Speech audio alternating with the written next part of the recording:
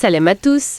Aujourd'hui, je vous propose la recette de zrodia mchermla, une salade de carottes algérienne authentique, simple et savoureuse qui se déguste tiède ou froide comme une entrée selon la recette algéroise de nos grands-mères. On la prépare sans persil comme à l'ancienne pour garder tout son goût original.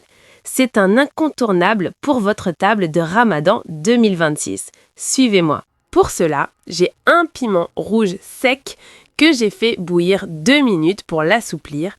Je les ai débarrassés de ses graines, puis je le coupe. J'y ajoute 4 gousses d'ail moyennes comme celle-ci. On ajoute 1 cuillère à café de karvi et 1 cuillère à café non pleine de sel. Et on écrase le tout au mortier pour libérer tous les arômes. On détend ensuite cette pâte avec un peu d'eau et on mélange. Cette entrée était autrefois la star de nos mariages. Malheureusement, aujourd'hui, elle a été remplacée par d'autres types d'entrées plus modernes. C'est vraiment dommage. Dans mon tagine algérien, j'ai versé 5 cuillères à soupe d'huile. Personnellement, j'ai opté pour de l'huile d'olive car cette recette demande une généreuse quantité de matière grasse pour être réussie. J'y ajoute notre dersa algérienne et je mélange le tout. Dites-moi, quel est le plat traditionnel qui vous rappelle le plus votre grand-mère pendant le Ramadan? J'aimerais bien vous lire.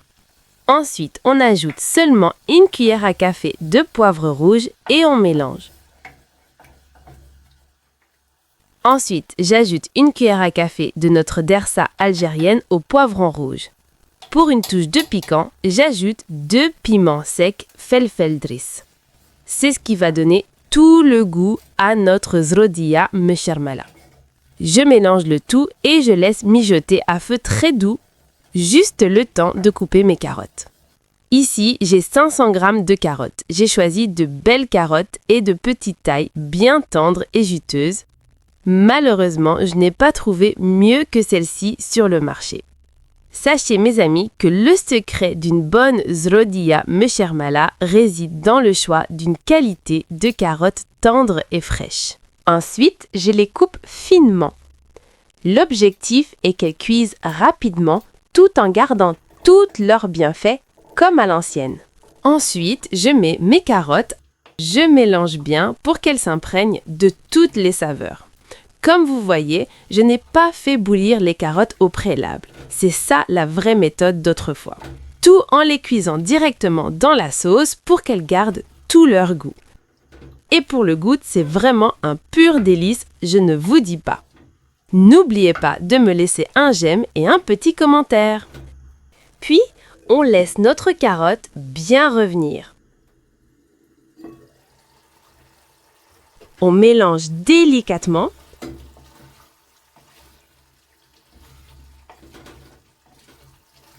Puis, on ajoute la quantité nécessaire d'eau chaude.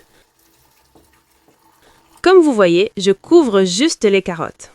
C'est la quantité idéale pour une cuisson en tagine. Par contre, si vous utilisez une marmite classique, mettez moins d'eau. Le but est d'obtenir une sauce réduite à la fin.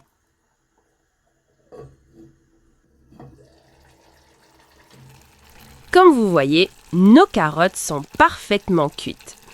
Ça donne vraiment envie. La sauce est bien réduite et onctueuse pour avoir ce goût irrésistible.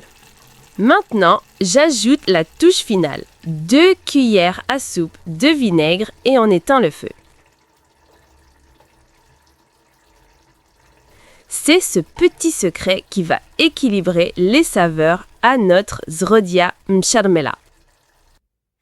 J'espère que cette recette traditionnelle vous a plu. C'est un plat simple, لكن في ريحة زمان واللمة تاع أمهاتنا وجداتنا.